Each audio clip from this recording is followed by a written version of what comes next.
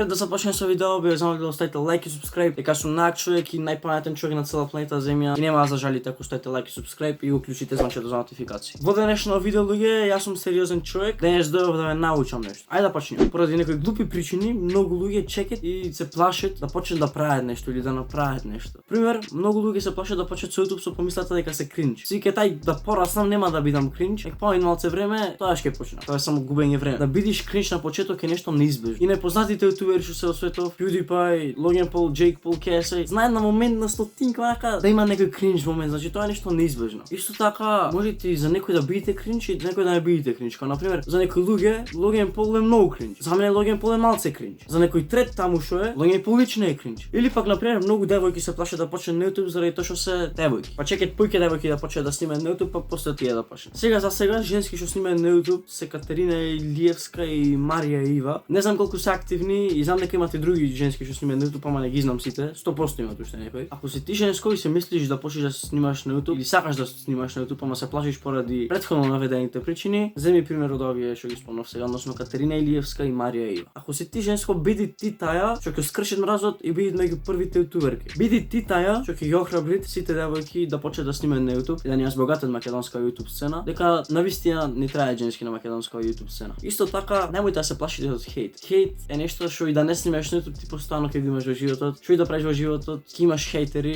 За да немаш хейт не треба ништо да правиш, треба да стоиш само да тапкаш место и да не ја напредуваш. Ево ќе збориме за YouTube конкретно, значи нормално е на почеток да имате хейт и не само на почеток, туку цела кариера вие постојано ќе имате хейт. PewDiePie имат хейтери, Муџи имат хейтери, Бака Прас имат хейтери, значи тоа е нешто неизбежно вие да имате хейт. На почеток ќе бидете храбри да се справите со тоа и да не дозволите да ве срушат, а понатака нема ни да ве допират буквално. Само да кажам дека постојано ќе добивате негативни коментари, постојано ќе добивате дислайкови, кога поиќе, кога помалце и така натака и така натака и така натака. Исто така многу деца се плашат да почнат да снимаат на YouTube поради тоа што ќе ги заебават нашколо другите. Океј, тоа е нормално на почеток. Еве го решението за тоа како да се справите со тоа. Поставете го вашиот мозок така што буквално никој да не ве поддржува и од дома ви да не ве поддржуваат. Од дома ви ако не ве поддржуваат, кажете и мене, ќе доам јас ќе му објаснам дома ви што е тоа YouTube и ќе му објаснам дека не е ништо страшно. Ама ево нашкола ако никој не ве поддржува, вас иш да не ви е гајле. Ич кој да не ве воли за тоа. Ако не ве поддржуваат, вие само делете се од нив, значи иш да не ви е гајле, ако идете сами на голем одмор, ако сите сами на одмори да јајте да пиете, ако сите сами во клупа, ич да не ви е гајле за тоа. Ако имате вистински пријатели, нема сте сами, ама тоа е реткост. Ако немате вистински пријатели, ич да не ви е гајле. Опуштете се, ваш живот ова не ви треба од никој. Дајте му слобода на вашиот мозок и на вашето срце. Излезете од тој затвор кај што владеат останатите луѓе околу вас. Излезете од тој психички затвор. Сите луѓе се плашат да направат некоја белја